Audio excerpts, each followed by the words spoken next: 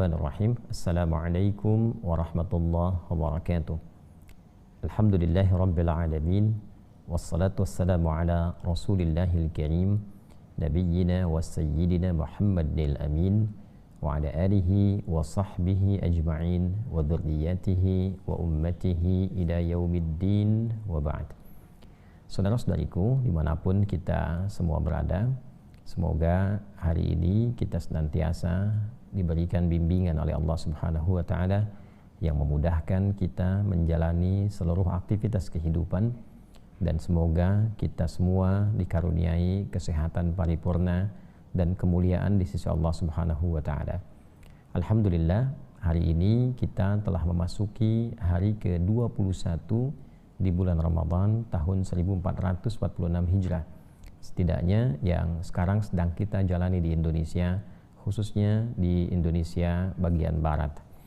Kita menyadari bahwa alhamdulillah kita telah memasuki 10 hari terakhir di bulan Ramadan 1446 Hijrah, bahkan di Jumat ini menjadi Jumat pertama di 10 hari terakhir di bulan Ramadan.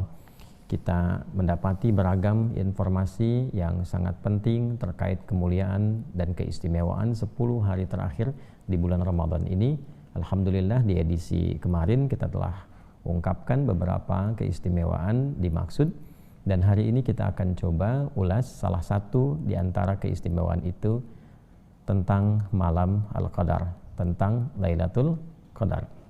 Teman-teman, karena waktu kita terbatas dan tadi sempat kita penyesuaian audio untuk mengondisikan kembali kajian kita ini, mari kita fokuskan pada pembahasan tentang Lailatul Qadar, bagaimana keistimewaannya, kapan kita bisa mendapatinya, dan kiranya apa yang bisa kita lakukan ketika bersamaan dengan malam Al-Qadar dimaksud.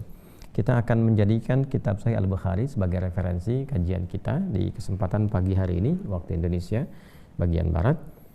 Ada di topik ke-32 di halaman 296 bagi teman-teman yang memiliki kitab atau buku yang sama.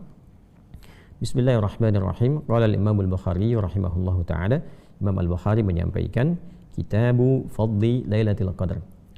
Topik mengenai keutamaan malam Al-Qadar. Ini saya sering ungkapkan, Imam Al-Bukhari ini sangat jenius dalam mengkodifikasikan kitab beliau ini yang disusun dari 97 tema. Nanti setiap tema diberikan subtema di bawahnya, dan itu diurutkan subtema dimaksud sesuai dengan urutan-urutan yang sangat sistematis, dari mulai pembuka mengenal sesuatu, lalu bagaimana mendapatinya, kapan, ya, seperti apa, lalu turunan-turunan yang terkait dengan amalan-amalan yang mungkin kita bisa optimalkan untuk meraih keistimewaan dimaksud. Dan nanti dibuka nanti dengan ayat Al-Quran dulu, baru kemudian hadis-hadis Nabi, keterangan-keterangan berikutnya.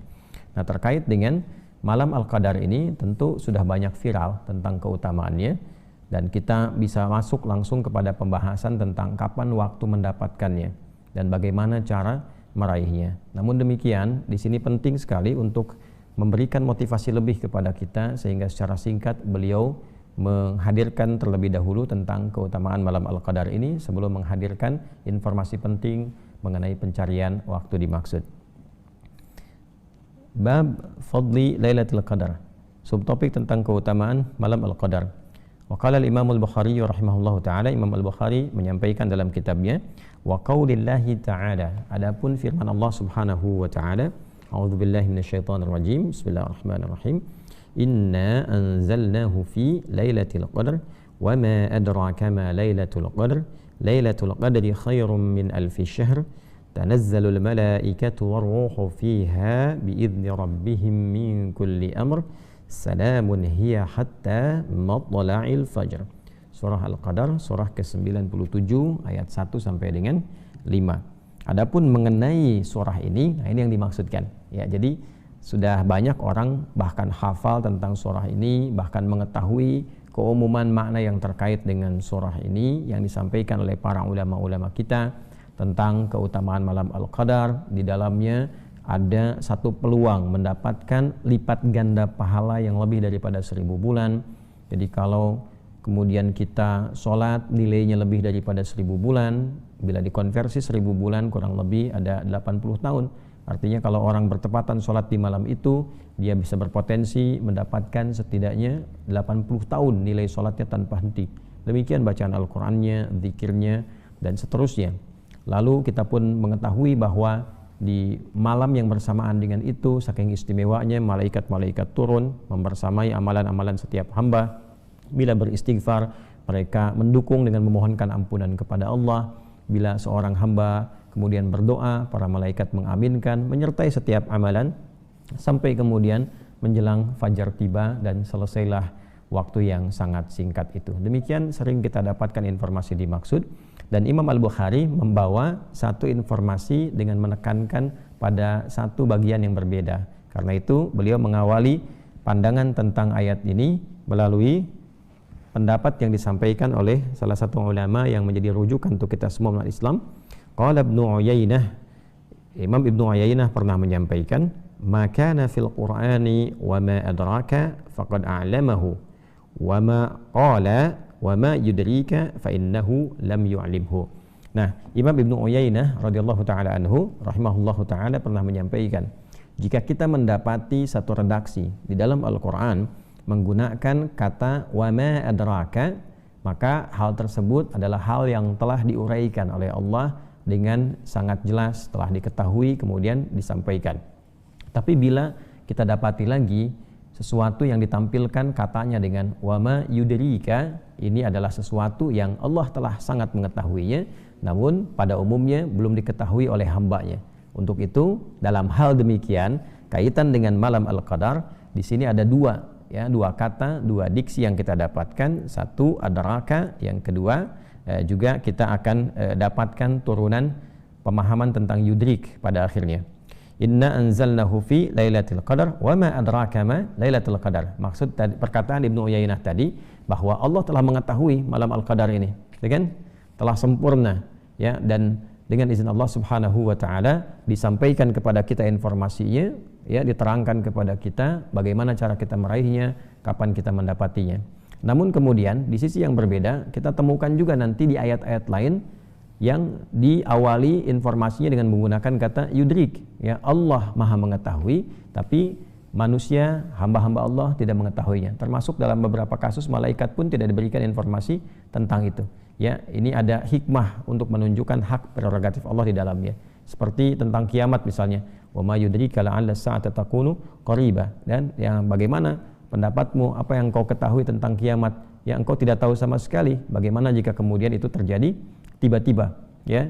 Karena itu dalam hal yang terkait dengan yudrika, kita diminta oleh Allah Subhanahu wa taala untuk tidak memikirkan waktunya, tapi menyiapkan kondisi kita supaya kapanpun terjadi waktunya kita telah siap memiliki bekal yang baik. Sebaliknya, kalau dibuka dengan adrak, itu artinya diberikan informasinya, disampaikan turunan penjelasannya, supaya dengan itu kita mencari waktu itu untuk mendapatkan keutamaannya. Paham maksudnya? Ya, karena di sini syarahnya tidak diurai, jadi harus kita mengerti dulu apa yang dimaksudkan, baru kemudian masuk kepada inti pembahasan yang akan kita kaji. Ya, jadi sekali lagi saya simpulkan, Ibnu Uyainah rahimahullahu taala memberikan gambaran kalau adrak, ya, di Quran ada menemukan kata adrak, itu artinya informasi yang disampaikan telah Allah ketahui sepenuhnya karena Allah memiliki sifat maha mengetahui, dan diberikan oleh Allah Subhanahu wa taala turunan penjelasan dari pengetahuan itu supaya kita mencari keistimewaan yang terkait dengan informasi itu. Apakah waktunya, apakah caranya, apakah tempatnya, bagaimana meraihnya, dan sebagainya. Namun demikian, bila kita mendapati kata yudrik, itu artinya Allah Subhanahu wa taala Maha mengetahui segalanya. Namun demikian, untuk menunjukkan keagungan pengetahuannya dan menunjukkan bahwa hanya Ia yang punya hak prerogatif dalam pengetahuannya, maka Allah tidak menyampaikan kepada makhluknya, hamba-hambanya mengenai spesifik tentang waktunya, spesifik tentang bagaimana kemudian kapan kemudian itu terjadi, ya. Namun yang disampaikan adalah tanda-tanda saja misalnya, yang disampaikan adalah dahsyat kejadiannya saja misalnya, supaya tujuannya bukan kita mencari kapan terjadi, bukan kita kemudian mencari momentumnya, tapi menyiapkan diri bahwa kapanpun itu terjadi kita telah siap untuk menjemput itu semua. Ya, itu tadi saya contohkan, dan di kasus ini, dalam hal ini tentang malam Al-Qadar itu menggunakan kata adrak, bukan menggunakan kata yudrik. Ketika menggunakan kata adrak artinya apa? Ada informasi yang Allah sampaikan mengenai keutamaan-keutamaan ini terkait dengan waktunya, supaya kita bisa berburu waktunya, kapan waktunya, dan mempersiapkan diri untuk mendapatinya.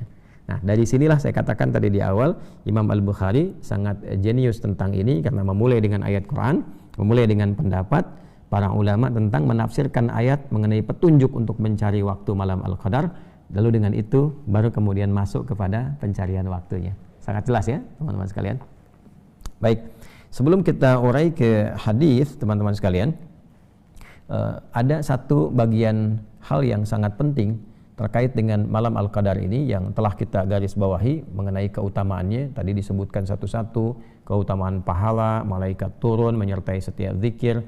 Namun di antara sekian banyak keutamaan dimaksud, ada satu yang dipilih oleh Al-Imam Al-Bukhari, dan ini menjadi bagian terpenting pilihan ini dari hadis Nabi SAW, karena ketika ditekankan oleh Nabi SAW tentang pilihan yang satu ini, karena otoritas Nabi sebagai pensyarah Al-Quran, penjelas Al-Quran, maka pilihan satu ini menjadi fokus yang paling utama. Ya, maksudnya begini, kalau kita qadarullah mendapati malam Al-Qadar ini, maka prioritaskan yang paling utama ini, baru yang lainnya kemudian disusulkan. Ya, karena ketika yang pertama ini dapat, maka yang lainnya pun kemuliaannya setidaknya akan mengikuti. Ya, apa itu? Mari kita simak. Bismillahirrahmanirrahim. Qala al-Imam al-Bukhari rahimahullahu taala, haddatsana Ali ibnu Abdullah, haddatsana Sufyan qala hafidnahu wa innama hafidha min az-Zuhri an Abi Salamah an Abi Hurairah radhiyallahu taala anhu 'anin Nabi sallallahu alaihi wasallam. Tadi saya sampaikan urutan sanad dan telah saya jelaskan di pertemuan sebelumnya, jadi tidak perlu saya perpanjang dan perjelas kembali. Intinya informasi ini tersambung pada Nabi SAW. Beliau menyampaikan, man shama ramadhana imanan wa ihtisaban ghufira lahu ma taqaddama min dhanbi wa man qama lailatul qadri, ingat ya, wa man qama lailatal qadri ya imanan wa ihtisaban ghufira lahu ma taqaddama min dhanbi. Kita tegaskan kembali di paragraf yang kedua, wa man qama lailatal qadri imanan wa ihtisaban ghufira lahu ma taqaddama min dhanbi. Nah, teman-teman, di sini ada bagian yang sangat penting. Nabi mengatakan, siapapun yang menunaikan puasa Ramadan, ingat puasa Ramadan, yang disertai dengan keimanan yang kuat kepada Allah tanpa dia ragu, disertai dengan ketulusan mengerjakannya karena Allah dan mengevaluasi dirinya sehingga tampil bisa lebih baik, maka ada potensi diampuni ia dari seluruh dosa yang pernah ia kerjakan.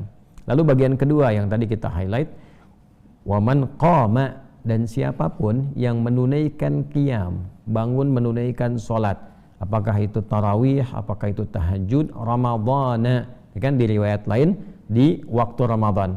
Sedangkan di hadis ini Lailatul Qadri, ini poinnya. Ya, jadi yang pertama tadi saya sebutkan dulu riwayat lain Ramadhana menunjukkan spesifik waktunya Ramadan, bukan di malam-malam lain. Jadi memang ada satu bagian di malamnya Ramadan, bukan malam yang lain, satu hal yang sangat istimewa, yang tidak sama dengan malam-malam yang lainnya. Dan di malam itulah ibadah spesifiknya itu disebutkan oleh Nabi, wa man qama Lailatul Qadri, salat. Ya, saya ulangi, salat. Jadi kalau kita bisa optimalkan walaupun hanya 2 rakaat salat, mungkin bisa kita berzikir, ya, mungkin kita bisa baca Al-Qur'an, itu bagus seluruhnya. Tapi ada prioritas yang ditempatkan di sini oleh Nabi sallallahu alaihi wasallam, yaitu salat. Nah, mengapa salat? Ketika kita riset di dalam Al-Qur'an, di antara bentuk zikir tertinggi yang mengcover, yang mencakup seluruh zikir-zikir yang lain pada umumnya itu adalah salat. Ya, misal kita membaca istighfar, kita kemudian berzikir, bertasbih kepada Allah, bertahmid kepada Allah, bertakbir kepada Allah, kita berdoa, ya, kita baca Al-Quran, itu semua zikir. Kita semua zikir. Ya, fa idza qadaitumus salata fadhkurullaha qiyaman wa qu'udan wa 'ala junubikum. Quran surah keempat ayat 103. Ba'da salat kita berzikir, itu kan? Baca Quran itu zikir. Quran surah ke-15 ayat ke-9. Inna nahnu nazzalna dzikra wa inna lahu lahafidhun. Kemudian menghafal Quran itu juga zikir. Walaqad yassarnal Qur'ana lidzikri fahal mim muddakir.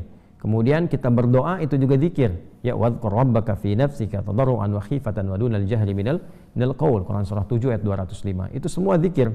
Dan keseluruhannya kalau kita lihat dengan baik itu kita dapatkan dalam salat. Takbir ada dalam salat. Istighfar ada dalam salat. Ketika ruku ada istighfar, sujud ada istighfar. Ketika duduk di antara dua sujud, kalimat pertamanya Rabbighfirli itu istighfar. Ya, tasbih ada. Ya, kemudian dalam ruku, dalam sujud.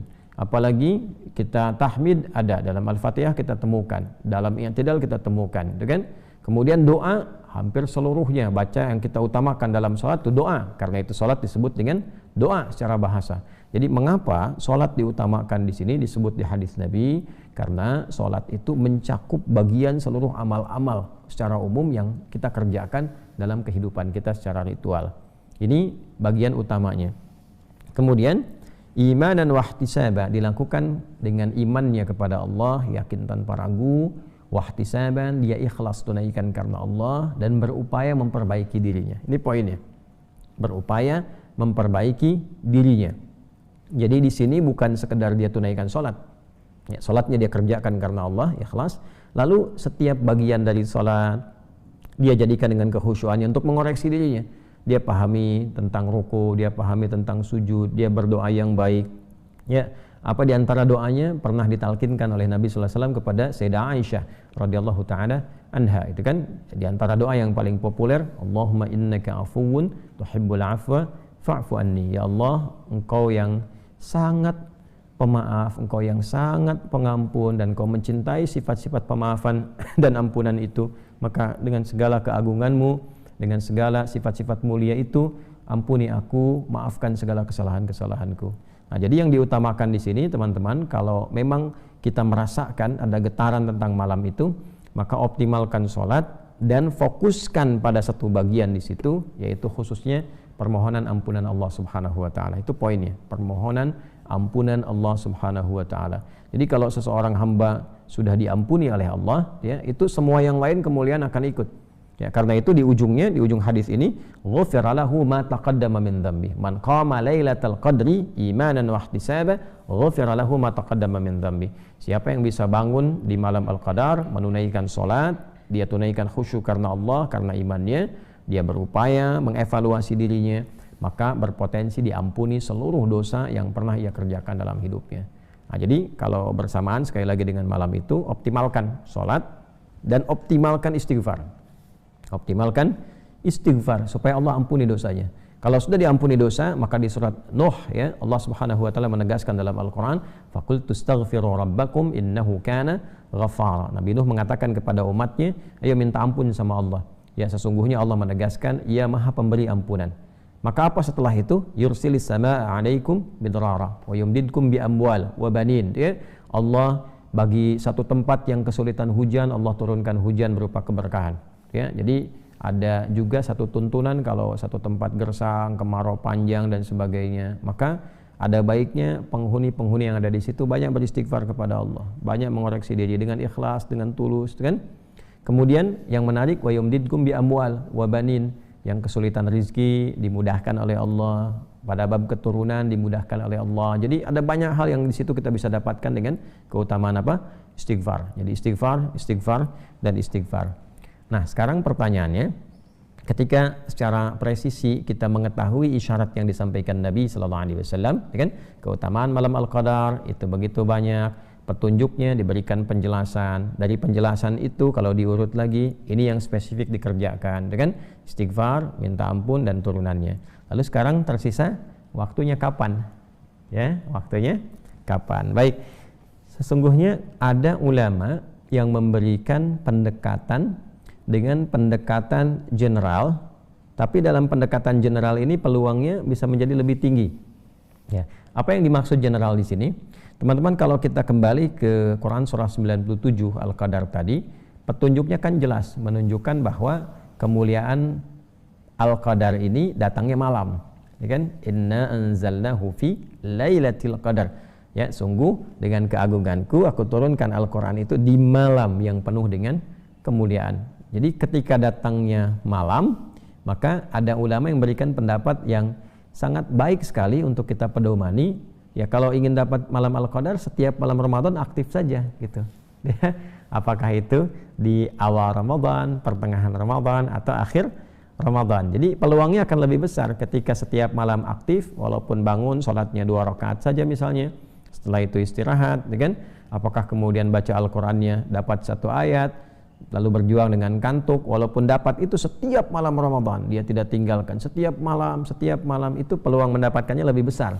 Jadi kalau ada yang bertanya, kapan bisa saya dapati malam Al-Qadar itu? Di antara pendapat ulama ada yang memberikan 1 langkah taktis, panduan yang sangat sistematis, jelas dari awal sampai akhir, ya, mengatakan bahwa udah hidupkan aja setiap malam Al-Qadarnya, karena isyaratnya malam, maka setiap malam hidupkan.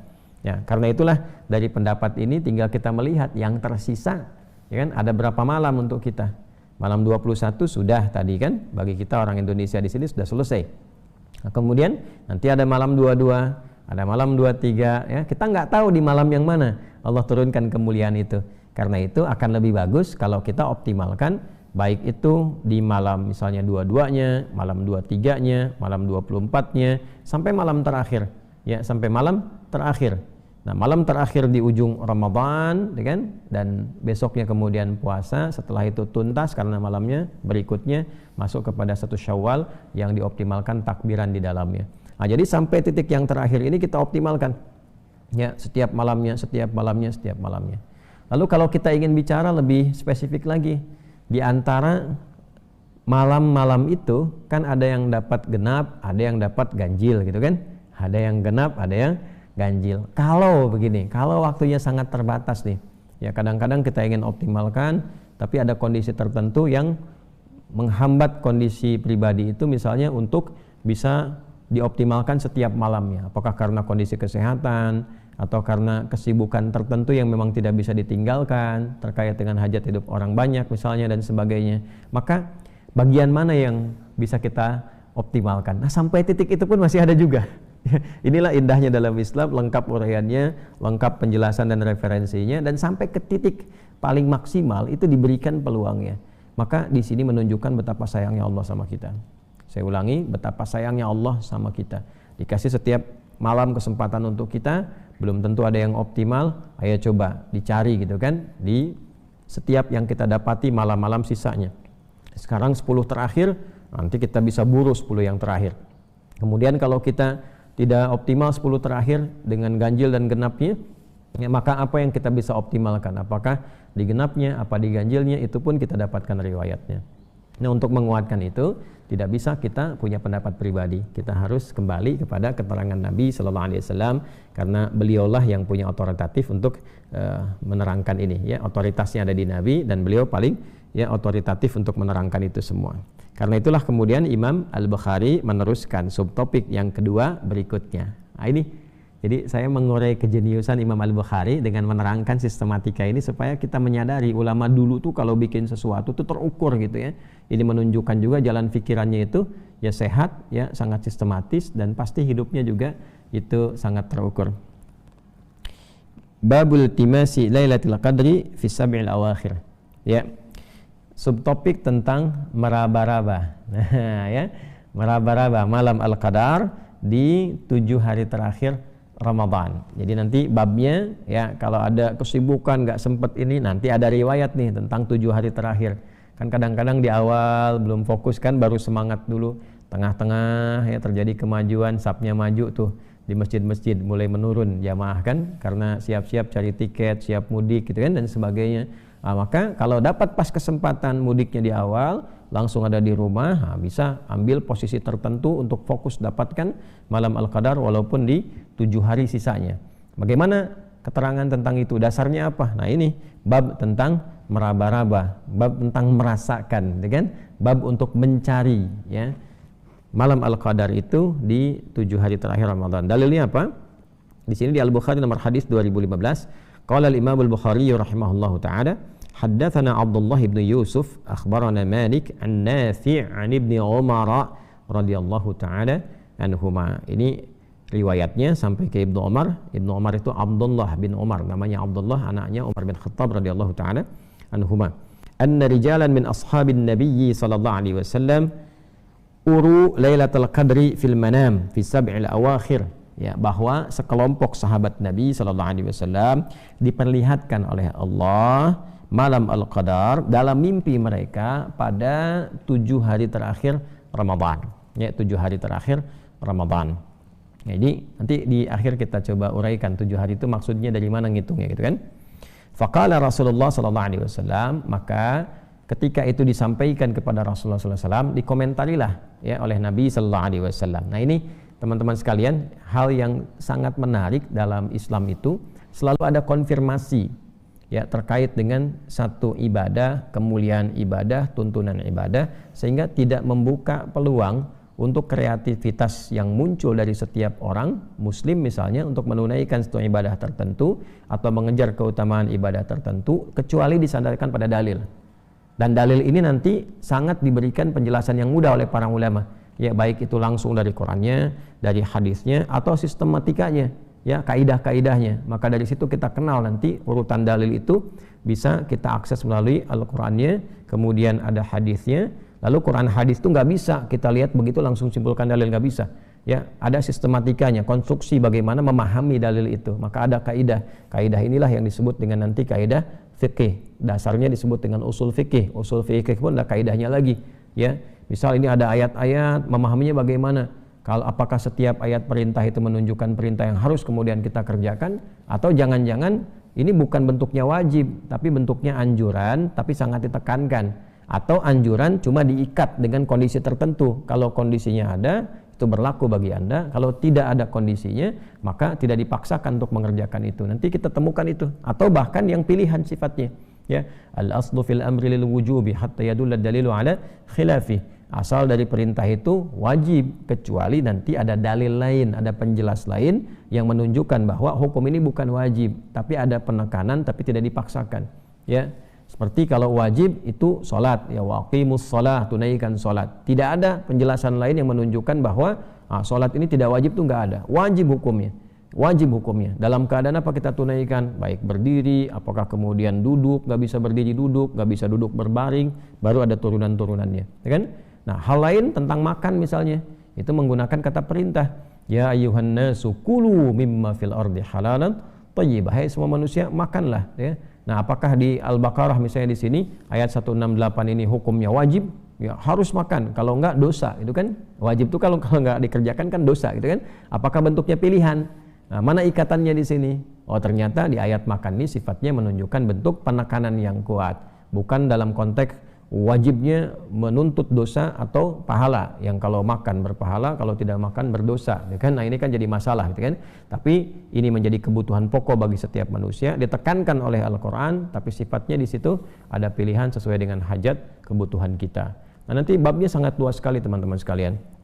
Nah, kembali ke sini yang tadi kita uraikan, bahwa dalam konteks kita melihat ini bagaimana kemudian relasi sahabat dengan penetapan Nabi sallallahu alaihi wasallam. Nah, para sahabat ini ketika mendapati keadaan demikian dikonsultasikan ke Nabi, ya Rasulullah, ini kami mimpinya sama semua nih, ya, si fulan mimpi ini, si fulan mimpi ini di waktu yang serupa, gitu kan, mimpi ditampakkan, dikonsultasikan pada Nabi sallallahu alaihi wasallam untuk minta pendapat pada Nabi apakah ini benar atau tidak, apakah ini sesuai atau tidak.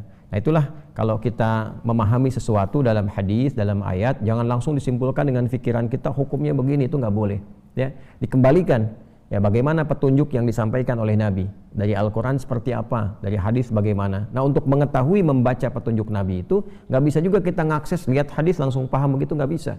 Jalurnya lewat ulama, ya, karena hadis Al-Quran apalagi itu dengan talaki sifat ilmunya. Nah, talaki itu setiap generasi mendapatkan ilmu begini, keterangannya sama semua tuh, ya, itu disebut sanad namanya, disebut sanad. Nah, ini yang terjaga. Jadi nggak bisa orang lihat hadis begini langsung disimpulkan maknanya begini, tidak. Diketahui dulu ini sebab urutnya bagaimana, kejadian ini seperti apa, ya, gambarannya kenapa menggunakan bahasa ini, petunjuknya kemana. Jadi nggak semudah kita melihat langsung kita dalilnya begini, nggak bisa begitu. Konstruksi dalil itu seperti apa?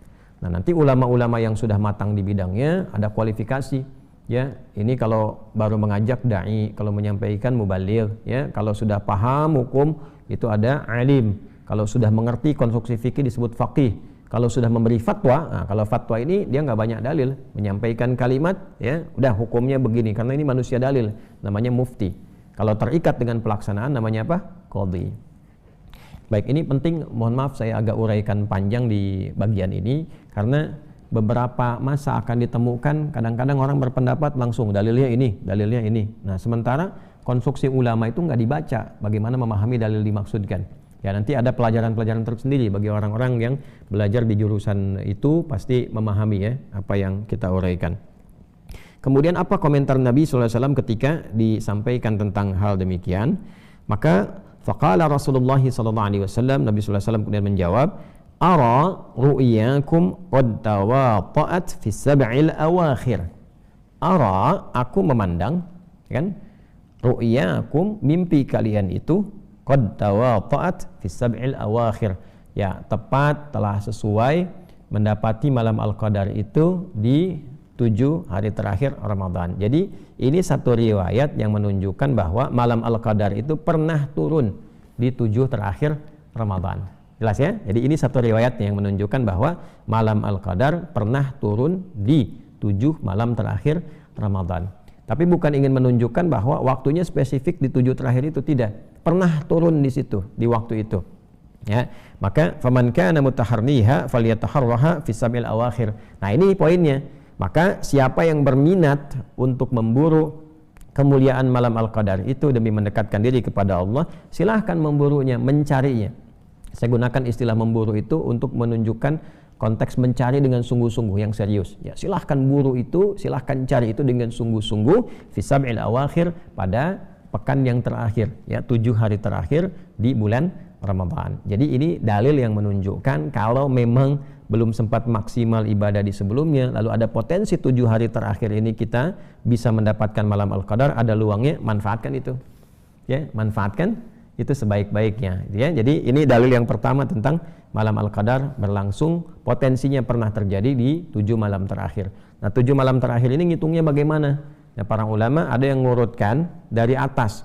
Jadi kalau misalnya Ramadannya 30 hari itu kan malam 30, malam 29, malam 28, malam 27, malam 26, malam 25, malam 24. Nah, makanya ada yang menyebutkan Ramadan itu juga tidak harus selalu jatuh pada yang ganjil, bisa jadi malam 24 yang genapnya, ya kan? Bisa jadi malam 24. Kalau urutkan dari 30 ya.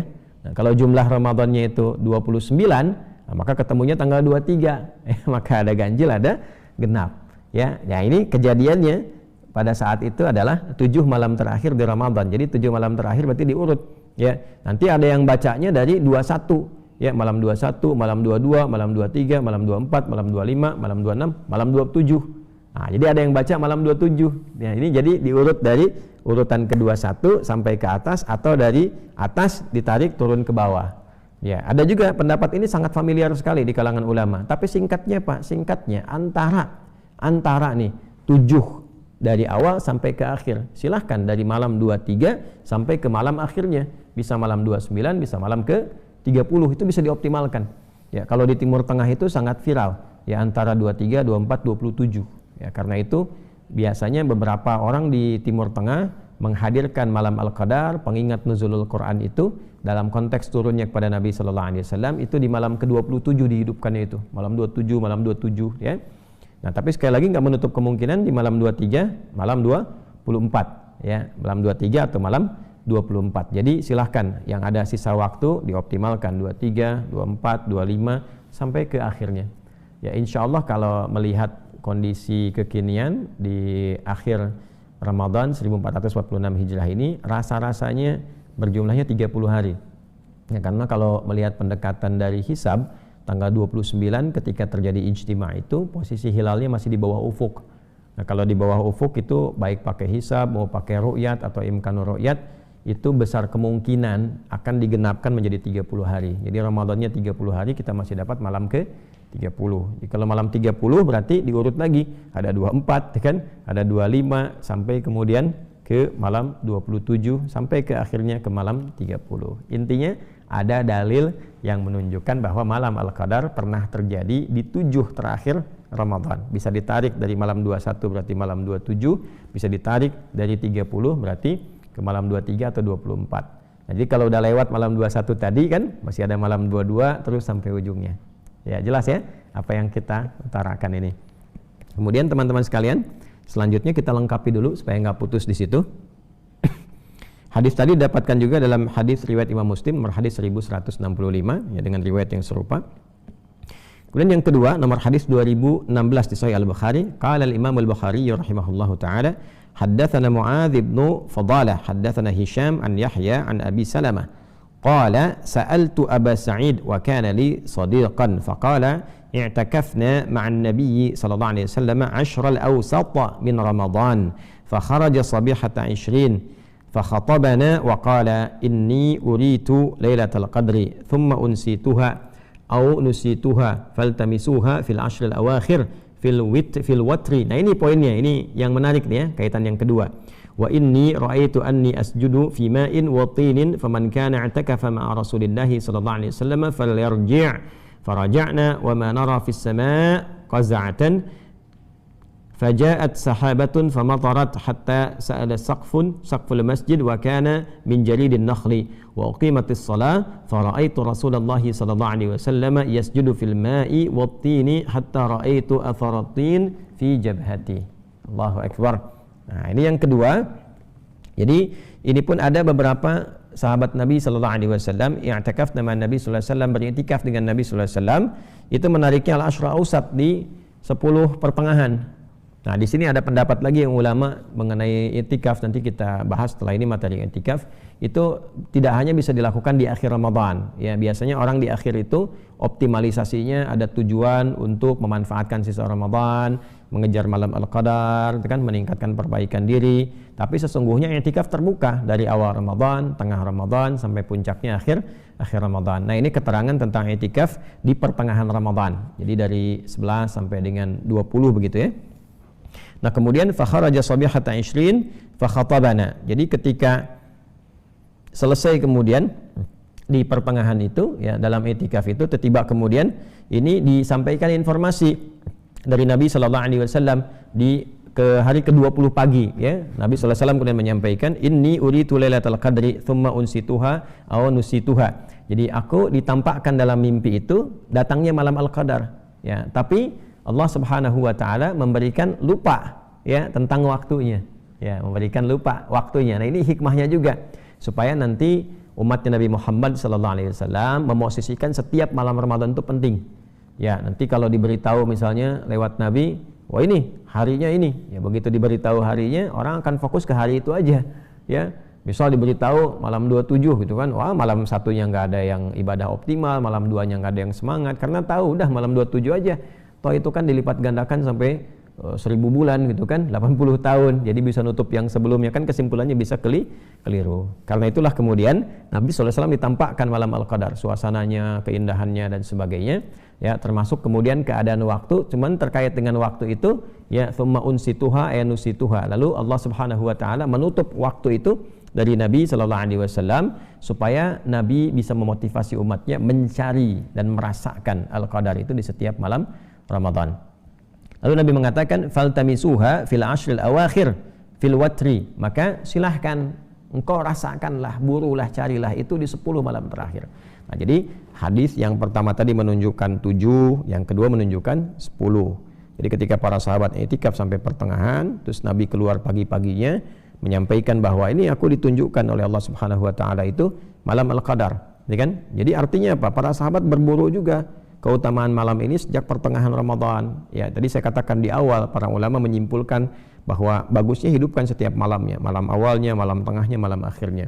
Nah, ketika beriktikaf bersama Nabi di pertengahan Ramadan itu, hari ke-20 pagi kemudian Nabi sallallahu alaihi wasallam tiba-tiba memberi arahan, beliau menyampaikan, aku diperlihatkan oleh Allah Subhanahu wa taala malam Al-Qadar, tapi waktunya dibuat lupa ya, dihilangkan dari ingatan Nabi sallallahu alaihi wasallam. Faltamisuha, maka silahkan itu buru, rasakan, cek ya fil ashril awakhir, diraba-raba di 10 malam terakhir. Fil watri, khususnya pada yang ganjil. Khususnya pada yang apa? Ganjil. Nah, ini seperti konstruksi tadi yang saya sampaikan ya, bahwa kalau nggak bisa 7, ada yang luas di 10 Ya, 7 dimulai kan nanti 23, 24 kan. Nah, malam ini masih 22. Berarti kita dapatkan peluang ini di malam 22, tadi malam 21. Nah, disinilah kemudian 10 malam terakhir sering disebutkan. 10 malam terakhir kita buru. Dasarnya apa? Hadis ini. Ya kan? Nah, spesifik di apa? Di waktu-waktu yang ganjilnya. Tapi sekali lagi, Nabi memberikan penekanan tapi juga tidak menutup peluang di malam-malam genap, karena bahasanya faltamisuha gitu kan. Faltamis itu rasakan, coba rasakan. Ya silahkan berikan prioritas, tapi juga tidak meninggalkan di malam malam genapnya. Boleh jadi yang genapnya diturunkan juga, gitu kan? Nah, atau yang kedua, boleh jadi penyebutan ganjil ini untuk menyebutkan perbedaan waktu. Ya mungkin di satu tempat 30 hari, tempat lain bisa 29. Ya kita aja di Asia Tenggara, Indonesia mulai tanggal 1 Ramadannya bersamaan dengan 1 Maret kan, di hari Sabtu. Tapi negara-negara tetangga di Singapura, di Brunei, ya dan sebagian negara tetangga yang lain, mereka memulai di hari kedua. Otomatis Ramadannya pasti 29, nggak mungkin 30 juga. Ya, pasti 29. Jadi kalau sudah 29 dan 30 ada perbedaan waktu, artinya apa? Ya setiap malam itu bisa jadi ganjil. Bagi kita tadi malam kan 21, ya kan? Teman-teman yang di Malaysia, di Brunei, kemudian di dekat-dekat wilayah Singapura, gitu kan? Yang masuk di Mabim situ kan? Ya. Malaysia, Brunei Darussalam, kemudian Indonesia, Singapura, ada juga wilayah yang lainnya sekitarannya. Nah itu otomatis kita akan dapatkan situasinya kalau kita 30 saat ini, mereka 29, kita baru tadi malam 21, mungkin tempat lain baru 20. Jadi setiap tempat itu berpotensi mengalami kemuliaan. Ya, jadi jangan tinggalkan genap dan ganjilnya. Wa inni ra'aitu anni asjudu fi ma'in wa tinin faman kana i'takafa ma Rasulullah sallallahu alaihi wasallam falyarji'. Maka ditunjukkan bahwa Nabi sallallahu alaihi wasallam itu ketika bermimpi waktunya dibuat lupa tapi diberi tanda. Ya, tandanya apa? Tandanya ketika beliau bangkit dari sujud itu di kening beliau itu ada bekas tanah, gitu kan? Tanah yang masih berair, gitu. Nah, ini tanda yang sangat menarik. Maka dihimbau kepada orang-orang yang beriktikaf bersama Nabi sallallahu alaihi wasallam hendaknya kembali dulu. Maksudnya apa? Hidupkan lagi iktikafnya. Ya, jangan langsung pulang ke rumah dulu, iktikaf lagi, hidupkan lagi, coba cari sampai menemukan tanda itu. Faraja'na wa ma nara fis sama'i qaza'atan. Ya, maka kami pun kembali gitu kan, sehingga saat kami hampir melihat ada pelangi, qaza'ah itu pelangi, faja'at sahabatun famatarat. Tapi tiba kemudian datang awan membawa hujan, lalu terjadilah hujan. Ya.